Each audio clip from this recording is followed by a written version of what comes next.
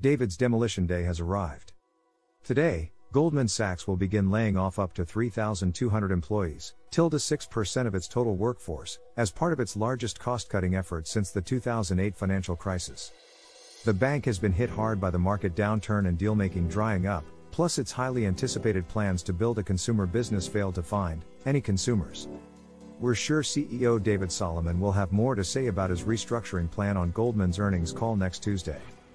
Biden launches another student debt overhaul.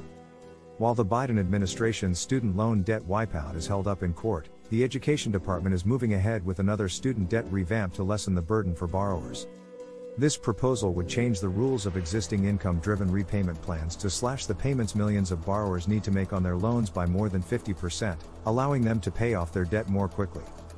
As for the broader student loan cancellation plan, the Supreme Court is expected to hear the case next month. France could make seniors work longer, and unions are angry. The French government released plans to gradually raise the age of retirement by 2 years, to 64, in the hopes it'll boost employment among seniors and put funds back into its strained pension system. But French unions, which staged massive protests the last time this plan was floated, have already made plans to strike on January 19 in opposition to the move, which they call unjustified. But even at 64, the retirement age in France would still be lower than it is in other higher-income countries.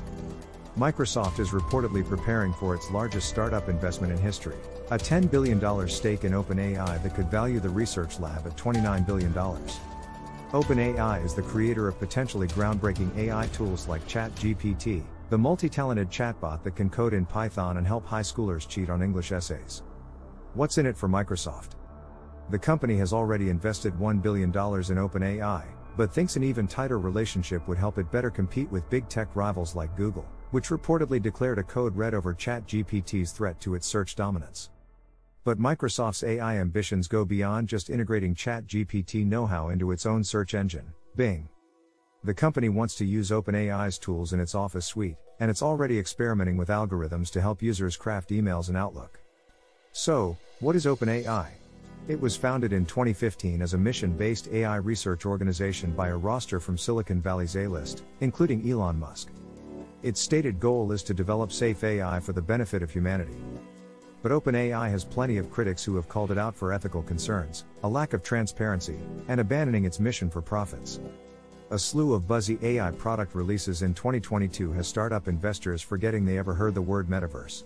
Languishing in the prolonged crypto winter and facing an uncertain economic environment, many venture capitalists see the field as the next big thing to shovel money into.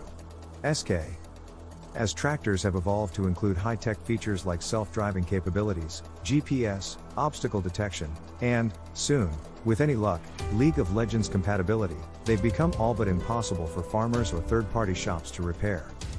But on Sunday, John Deere committed to making that easier.